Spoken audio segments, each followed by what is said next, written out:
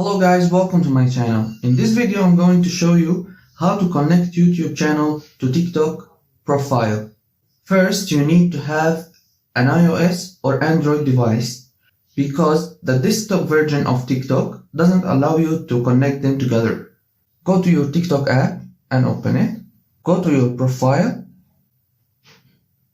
Tap edit profile.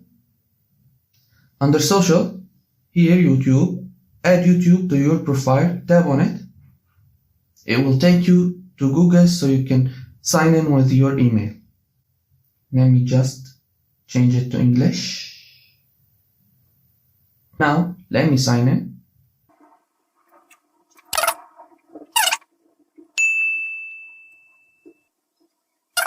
Tap allow. Here we go.